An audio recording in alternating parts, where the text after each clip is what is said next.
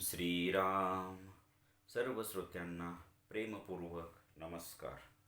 श्रोते हो, आपण स्वामी विद्यानंद यांच्या भावार्थ रामायण संक्षिप्त या ग्रंथाच्या आधारे निर्माण झालेला मला भावलेले भावार्थ रामायण अर्थात आत्मपरायण हा ग्रंथ आपण पाहत आहोत.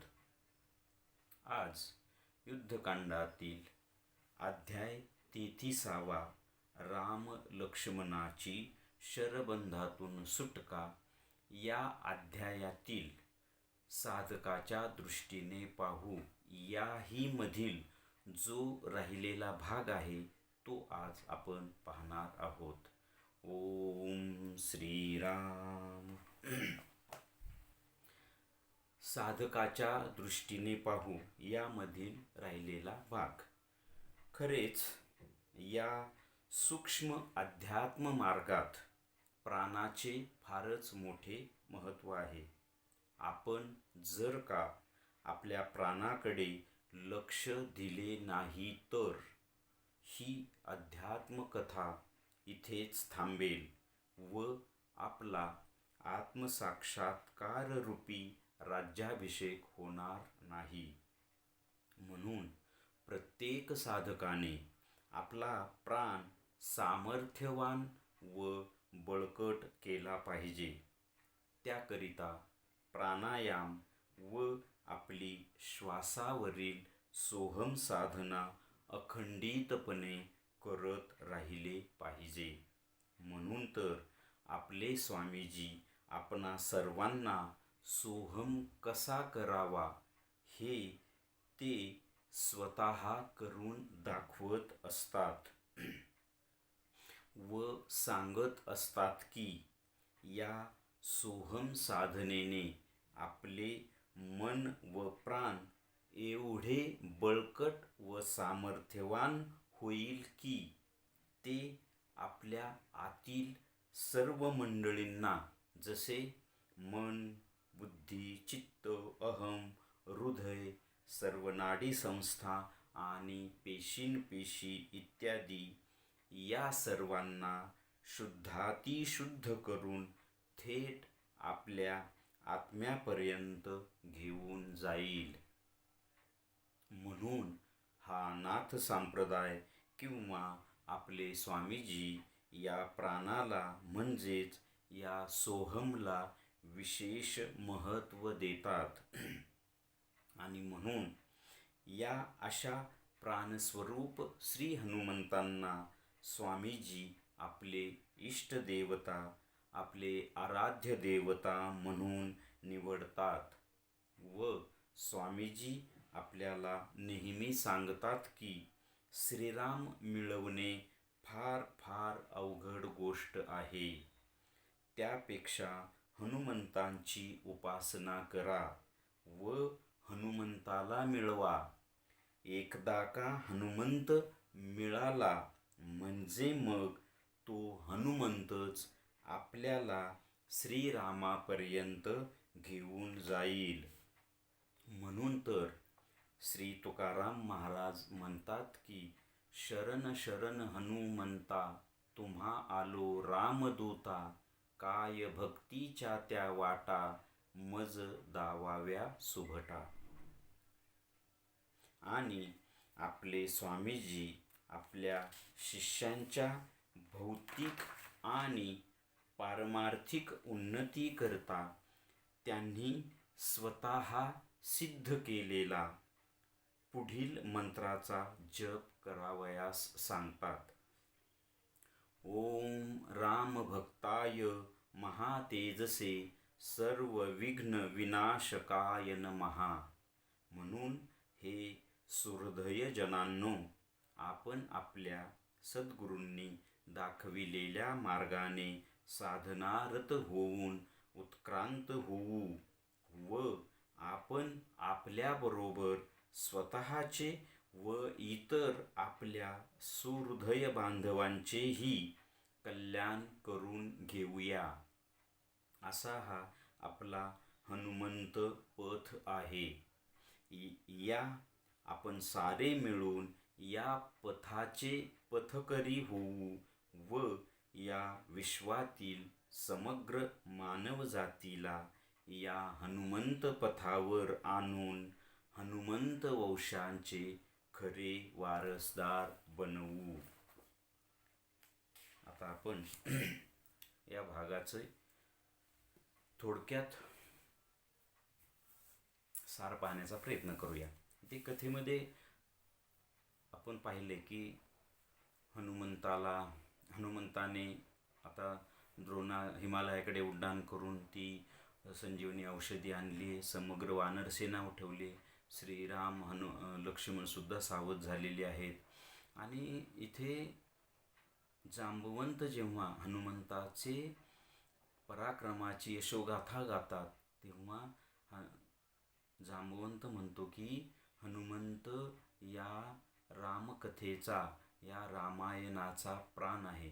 जांबवंत वानरसेनेचा प्राण म्हणतो, परंतु मला तर असं वाटतं की हनुमंत या रामायणाचा प्राण आहे. हनुमंत जर का रामकथेतून वगळले तर रामायण निष्प्राण होईल. साधकाच्या दृष्टीने साधकाचा प्राण हा साधकाचा प्राणच आहे. कारण प्राण जर माझ्या देहातनं निघून गेला तर या देहातल्या घटकांना काय अर्थ राहील बरे?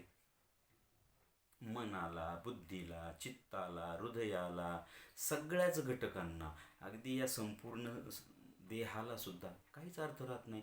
प्राण एकदा देहातनं बाहेर पडला की ते शरीर मृत होतं. सगळे घटक मृत समजले जातात. सगळ्यांच्यावर अग्निसंस्कार केला जातो. म्हणजेच साधकाच्या अंतरंगामध्ये साधना करीत नसलेल्या माणसाच्या देहामध्ये सुद्धा त्या देहाचा महत्त्वाचा घटक म्हणजे प्राण आहे. प्राण निघून गेला की देह संपला. परंतु साधकाच्या दृष्टीने प्राण अतिशय महत्त्वाचा का आहे? तर साधकाचा प्राण साधकाला आत्मसाक्षात्कार मिळवून देऊ शकतो. साधकाच्या प्राणाने इथे सोहमचं खूप वर्णन केलेलं आहे. सोहम साधने, कारण सोहम म्हणजेच प्राण.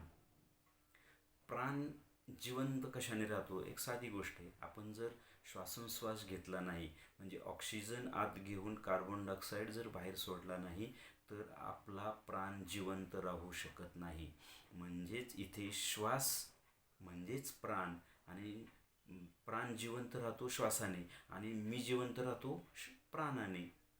म्हणून ही जी श्वासावरची साधना आहे, म्हणून सोहमला जास्त महत्त्व आहे. म्हणून सोहमला इथे प्राण म्हटले. लेखकाने इथे सोहमला प्राण म्हटले, कारण प्राण हा श्वासावर अवलंबून आहे आणि सोहम साधना ही श्वासावर बसवलेली आहे. म्हणून या सोहम साधनेला इथे खूप मोठं महत्त्व आहे.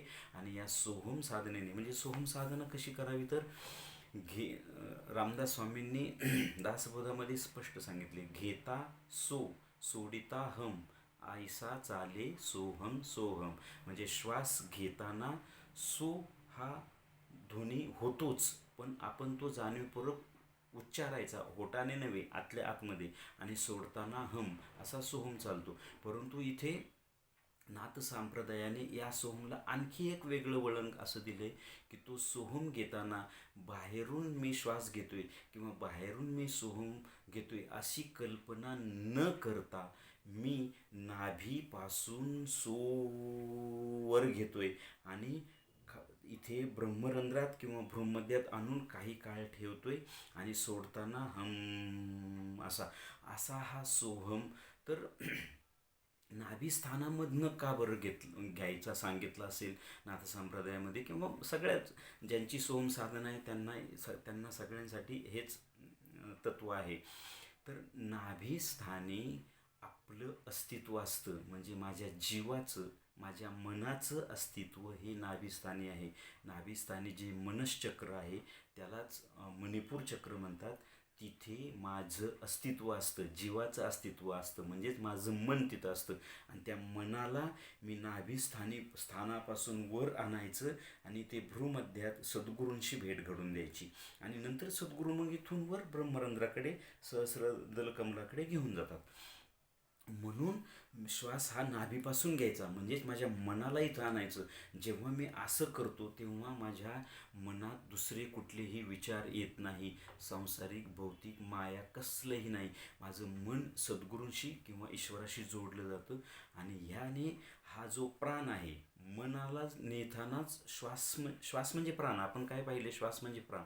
आणि मग हा श्वास म्हणजेच हा प्राण मनाला घेऊन इथे येतो. आणि इथून मग सद्गुरूंशी एकरूपता मिळते. सद्गुरू आपल्याला बळ देतात, सामर्थ्य देतात. आणि सद्गुरू इथून सहस्रदल कमलाकडे घेऊन जातात, तिथे आपल्याला आत्म्याचं दर्शन घडवून देतात. म्हणून ज्ञानेश्वरांनी, मी कालच्या का परवाच्याही भागात हे सांगितलं की म्हणून ज्ञानेश्वरांनी अतिशय महत्त्वाची ओवी घातली आहे. काय?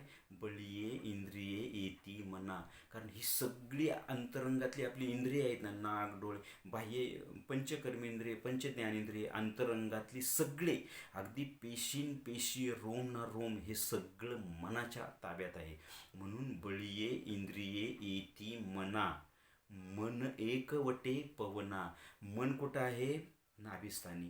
आणि तो सोहम आपण वर घेताना श्वास वर घेतो, म्हणजेच प्राण वर घेतो, म्हणजेच मन प्राणाशी एकरूप होतं. म्हणजे बळीये इंद्रिये येती मना, मन एकवटे पवना. आणि पवन सहजे गगना मिळोची लागे. हे गगन आहे, इथून गगन सुरू झालं. याला माझं गगन, वैश्विक गगन वरचं, परंतु हे माझं गगन, माझं मूर्धन्याकाश. आणि इथे सद्गुरूंशी एकरूप होतो, म्हणजे माझं मन, सगळी इंद्रिय मनात आली, मन प्राणाशी एकरूप झालं, प्राण इथे आला, आणि इथून सद्गुरूंची भेट झाली, सद्गुरू इथे आत्म्याकडे घेऊन जातात. बळीये इंद्रिये येती मना, मन एकवटे पवना, पवन सहजे गगना मिळोचे लागे. आणि ह्या प्रक्रियेने, या सोहम साधनेने अखंडपणे जेव्हा आपण, आणि ही साधना एका जन्मातच नाही, अनेक जन्म करावी लागते. आणि मग काय अवस्था होते, तर ज्ञानेश्वर पुढच्या वेळी म्हणतात, ऐसे नेनो काय आपैसे. हे असं काय ते आपोआप होईल का? आपोआप होणार नाही. तया त्याची की जे अभ्यासे. हा अभ्यास सतत करायचा सोहमचा, हे भजन आहे सोहमचं. आणि मग काय होईल? समाधी घरपुसे मानसाचे. म्हणजे माझ्या मनाला समाधी अवस्था प्राप्त होईल. समाधी अवस्था म्हणजेच आत्म्याचं दर्शन, आत्म्याचा साक्षात्कार, असं या सोहममुळे प्राप्त होते. म्हणून ही नाथ संप्रदायाची साधना आहे. आणि वायूचा पुत्र कोण? हनुमंत. साधकाच्या दृष्टीने वायूची साधना, ही वायूची साधना, आणि त्याचा पुत्र कोण? मग ती कोण करतो? प्राण. म्हणून प्राणाला हनुमंत म्हटले. आणि म्हणून स्वामी विद्यानंदांनी जाणीवपूर्वक हनुमंत हे त्यांचं इष्ट आणि आराध्य दैवत निवडले. आणि त्याच हनुमंतांनी स्वामींना या सगळ्या पुढच्या गोष्टी करून दिल्यात. म्हणून आपण सुद्धा हेच करूया. स्वामी विद्यानंद म्हणतात की श्रीराम मिळवणं महा अवघड गोष्ट आहे, कारण ते महाविष्णू तत्व आहे, तिथपर्यंत स्वतःच्या बळावर जाता येत नाही. म्हणून स्वामी विद्यानंद म्हणतात की तुम्ही हनुमंताची उपासना करा, हनुमंताला मिळवा. हनुमंताला तुम्ही एकदा मिळवलं की हनुमंत तुम्हाला त्या श्रीरामापर्यंत, म्हणजेच महाविष्णूपर्यंत, म्हणजेच परब्रह्मापर्यंत घेऊन जाईल. हनुमंत तुम्हाला अगोदर आत्मसाक्षात करून देईल. आणि मग पुढचा प्रवास ब्रह्म, विश्वात्मा, ब्रह्म आणि परब्रह्मापर्यंत, म्हणजेच श्रीरामापर्यंत घेऊन जाईल. म्हणून इथं लेखक असं म्हणतो की तुम्ही हे करा आणि दुसऱ्यांनाही सांगा, शिकवा, त्यांच्याकडूनही करून घ्या. आणि हा हनुमंत पथ आहे. हनुमंत पथ हा शब्द एक जाणीवपूर्वक का वापरला? हनुमंत म्हणजे प्राण, आणि ही साधना श्वासावरची आहे. हनुमंताचे पिता वायू, ही वायूची साधना आहे, म्हणून याला हनुमंत पथ म्हटले. आणि या हनुमंत पथाचे आपण सगळेजण पथकरी होऊ, आपणही ते मिळवू. आणि इतरही जनांना, जे सुहृदय बांधव आपले गुरुबंधू भगिनी आहेत, जे भक्त असतील, कोणी भक्ती करत असतील, त्यांनाही आपल्यासोबत घेऊन या हनुमंत पथावर घेऊन जाऊ. आणि आपण हनुमंत वंशाचे वारसदार होऊ. हा हनुमंत पथ आहे. ही श्वासावरची साधना म्हणजे हनुमंताचा पथ आहे, हनुमंताचा रस्ता आहे, आणि त्याचे आपण सगळेजण वारसदार होऊ. हेच या कथेचं, या भागाचं सार आहे असं मला वाटतं. श्रीरामार्पणमस्तु. हरिओम तत्सत. ब्रह्मार्पणमस्तु.